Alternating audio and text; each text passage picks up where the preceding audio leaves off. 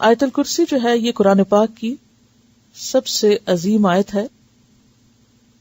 جو شخص ہر نماز کے بعد آیت الکرسی پڑھ لے اسے جنت میں جانے سے کوئی چیز نہیں روک سکتی. لہذا کلام کیے بغیر آیت الکرسی سلام پھیرتے ہی پڑھنی چاہیے فرض نماز کے بعد. حضرت ابو ہریرہ سے روایت ہے نبی صلی اللہ علیہ وسلم نے فرمایا ہر چیز کا کوہان اور بلندی ہے، ہر چیز کا کوہان اور بلندی ہے، اور قرآن حکیم کی بلندی سورۃ البقرہ ہے، اور اس میں آیت الکرسی تمام آیتوں کی سردار ہے. اس آیت کا پڑھنا انسان کو رات بھر شیطان کی شر سے محفوظ رکھتا ہے، کیونکہ شیطان نے ابو ہریرہ رضی اللہ تعالی عنہ کو خود یہ بات بتائی جس کی تصدیق نبی صلی اللہ علیہ وسلم نے کی کہ اس نے کہا کہ جب تم سونے کے لیے بستر پر جاؤ تو آیت الکرسی پڑھ لو، صبح تک اللہ کی طرف سے تم پر ایک نگہبان فرشتہ مقرر رہے گا اور صبح تک تمہارے پاس شیطان پھٹکنے نہ پائے گا. اور نبی صلی اللہ علیہ وسلم نے فرمایا کہ اگرچہ وہ جھوٹا ہے مگر اس نے سچ کہا، یعنی بات سچی ہے لیکن وہ جھوٹا ہے، وہ شیطان تھا. ابی ابن کعب سے مروی ہے کہ نبی صلی اللہ علیہ وسلم نے ایک مرتبہ ان سے پوچھا کہ اللہ کی کتاب میں سب سے عظیم آیت کون سی ہے؟ تو انہوں نے کہا اللہ اور اس کے رسول ہی بہتر جانتے ہیں. نبی صلی اللہ علیہ وسلم نے یہ سوال کئی بار دہرایا تو ابی ابن کعب نے کہا آیت الکرسی. نبی صلی اللہ علیہ وسلم نے یہ سن کر فرمایا ابو المنذر تمہیں علم مبارک ہو، اس ذات کی قسم جس کے قبضے میں میری جان ہے، جس کے ہاتھ میں میری جان ہے، عرش کے پائے کے پاس یہ اللہ کی پاکیزگی بیان کرتی ہوگی. آیت الکرسی عرش کے پائے کے پاس اللہ کی پاکیزگی بیان کرتی ہوگی اور اس کی ایک زبان اور دو ہونٹ ہوں گے. یعنی اللہ سبحانہ وتعالی جس چیز کو چاہے جیسی صورت عطا فرما دے. اللہ لا الہ الا هو الحی القیوم لا تأخذه سنة ولا نوم له ما في السماوات وما في الأرض من ذا الذي يشفع عنده إلا بإذنه يعلم ما بين أيديهم وما خلفهم ولا يحيطون بشيء من علمه إلا بما شاء وسع كرسيه السماوات والأرض ولا يؤوده حفظهما وهو العلي العظيم. اللہ وہ زندہ جاوید ہستی جو تمام کائنات کو سنبھالے ہوئے ہے، اس کے سوا کوئی الہ نہیں.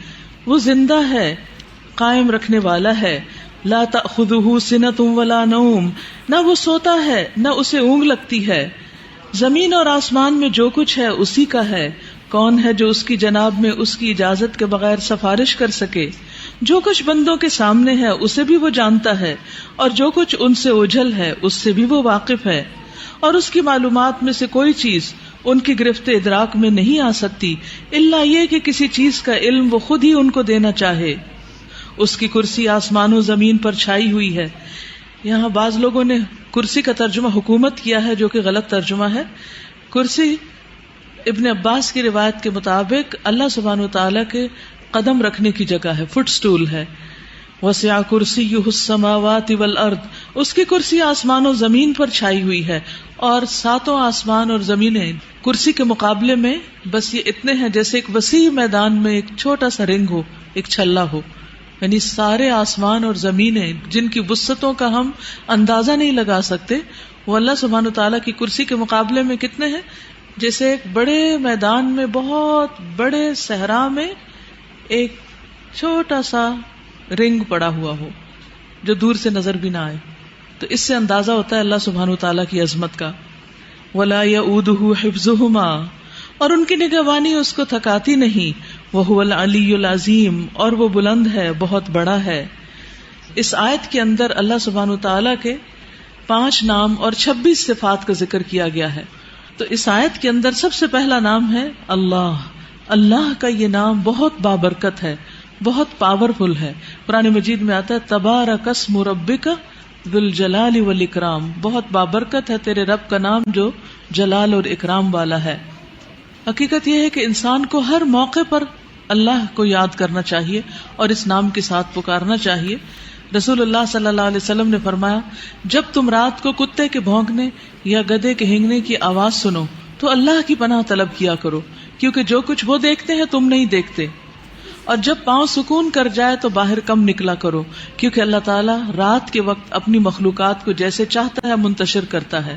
اور اللہ کا نام لے کر دروازے بند کیا کرو، کیونکہ شیطان وہ دروازہ نہیں کھول سکتا جسے اللہ کا نام لے کر بند کیا گیا ہو. مثلا کہیں آپ نے اپنی کوئی قیمتی چیزیں رکھی ہوں اور رات کو گھر کا دروازہ بند کرتے وقت یا کوئی بھی چیز جس کو آپ محفوظ کرنا چاہیں سب انسانوں سے یا سب جنات سے، تو اس پر آپ اللہ کا نام پڑھیں.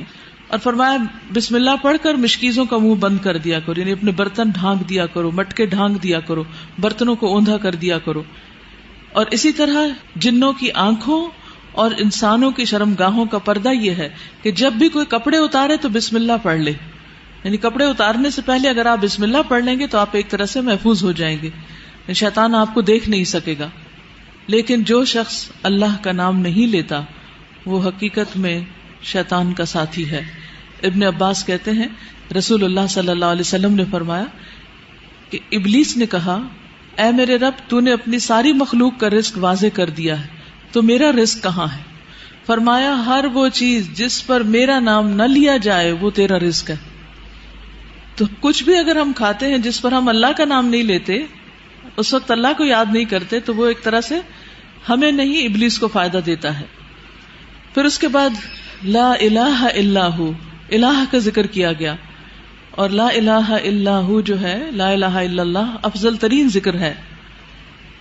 یعنی آسمان و زمین اور ان کے درمیان کی ساری چیزوں کو ترازو کے ایک پلڑے میں رکھ دیا جائے.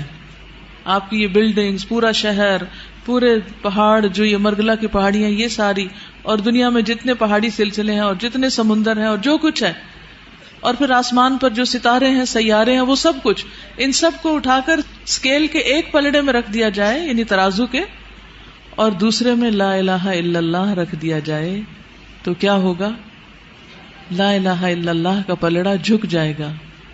تو اس سے آپ اندازہ لگا سکتے ہیں کہ لا الہ الا اللہ پڑھنا کتنا وزن رکھتا ہے. لا الہ الا اللہ پڑھنے سے ہی تو ایک انسان جہنم سے بچ سکتا ہے اور جنت میں جانے کا مستحق ہو سکتا ہے. ایک شخص جس کے پاس بہت بڑے بڑے کام ہیں، دنیا میں بہت کچھ اس نے کیا، لوگوں کو فائدہ پہنچایا، دوسروں کے لیے خیر اور بھلائی کے کام کیے، لیکن اس کے ساتھ ساتھ اس نے کیا کیا؟ شرک کیا، تو اس کے وہ سارے عمل برباد. اس کے برعکس ایک شخص نے لا الہ الا اللہ پڑھا لیکن اس کو کوئی بڑے کام کرنے کا موقع نہیں ملا، تو اس کلمے کی برکت سے وہ قیامت کے دن جہنم کی آگ سے محفوظ ہو جائے گا. اور اگر کسی وجہ سے وہ چلا بھی گیا دوزخ میں تو اسی کلمے کی برکت سے وہ اس سے باہر بھی آ جائے گا. لیکن جس نے یہ کلمہ نہیں پڑھا وہ ہمیشہ ہمیشہ کے لیے جہنم کی آگ کی نظر ہو جائے گا. پھر اسی طرح اللہ سبحانہ وتعالیٰ کی صفات الحی القیوم کا ذکر ہے. یہ بھی بہت زبردست صفات ہیں، اور ان میں اللہ سبحانہ وتعالیٰ کا اسم اعظم ہے جس کو پڑھنے سے دعائیں قبول ہوتی ہیں. اسی لیے ہم دیکھتے ہیں کہ بدر کے موقع پر جب حالات بہت تنگ تھے تو نبی صلی اللہ علیہ وسلم نے کن اسماء کو پکار کر دعا کی تھی؟ یا حی یا قیوم برحمتک استغیث. حضرت انس کہتے ہیں میں نبی صلی اللہ علیہ وسلم کے ساتھ تھا کہ ایک آدمی نے دعا کی اور کہا یا بدیع السماوات یا حی یا قیوم انی اسألک، اے آسمان کو عدم سے وجود میں لانے والے، اے زندہ، اے قائم رہنے والے، میں تجھ سے سوال کرتا ہوں، یعنی میں تجھ سے مانگتا ہوں اپنی ضرورت کی چیز. تو آپ نے فرمایا کیا تمہیں معلوم ہے کہ اس نے کس چیز کے ساتھ دعا کی؟ قسم اس کی جس کے ہاتھ میں میری جان ہے، اس نے اللہ کو اس نام کے ساتھ پکارا ہے کہ جب اس نام کے ساتھ اللہ کو پکارا جاتا ہے تو وہ دعا قبول کرتا ہے. تو آپ چاہتے ہیں کہ آپ کی دعائیں قبول ہوں تو یہ تینوں نام اپنے ریمائنڈرز میں لکھ لیجئے. جب بھی آپ چاہیں کہ آپ کی دعا قبول ہو تو پہلے اللہ تعالیٰ کو ان ناموں سے پکاریں اور پھر دعا مانگیں. قیامت کے دن جب لوگ جنت میں چلے جائیں گے تو جمعے کے دن اللہ تعالیٰ اعلیٰ علیین سے اپنی کرسی پر نزول فرمائیں گے. پھر اللہ تعالیٰ کرسی کو نور کے ممبروں سے گھیر دیں گے، یعنی کرسی کے ارد گرد کیا ہوں گے؟ نور کے ممبر. نبی آئیں گے یہاں تک کہ اس پر بیٹھ جائیں گے نور کے ممبروں پر. پھر اللہ تعالیٰ ممبروں کو کرسیوں سے گھیریں گے. صدیق اور شہداء آئیں گے یہاں تک کہ وہ ان پر بیٹھ جائیں گے. پھر اللہ تعالیٰ اپنی کرسی پر چڑھیں گے، اس کے ساتھ شہداء اور صدیق بھی چڑھیں گے. یعنی اللہ سبحانہ وتعالیٰ قیامت کے دن اپنے بندوں سے جس طرح ملاقات کریں گے اس کا ذکر یہاں کیا گیا ہے. صحیح الترغیب و ترہیب کی حدیث ہے. وَهُوَ الْعَلِيُّ الْعَظِيمُ، اور وہ بلند ہے، بہت عظیم ہے. اور حقیقت یہ ہے کہ اللہ سے بڑی کوئی بھی چیز نہیں، اس لیے ہمیں اللہ تعالیٰ کے ناموں کے ساتھ دعا مانگتے ہوئے خصوصاً تسبیح کرنی چاہیے. فسبح بسم ربک العظیم.